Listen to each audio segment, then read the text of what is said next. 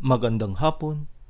Welcome sa Lotto Result Today PH.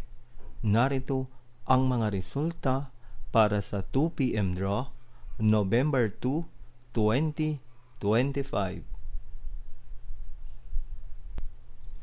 Para sa resulta ng 2D Lotto, 13 at 27.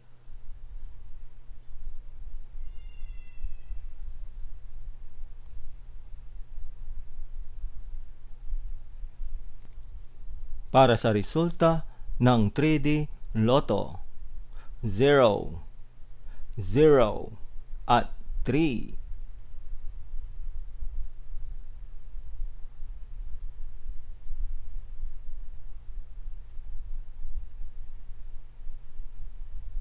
At yan ang mga resulta ngayong 2 p.m. draw.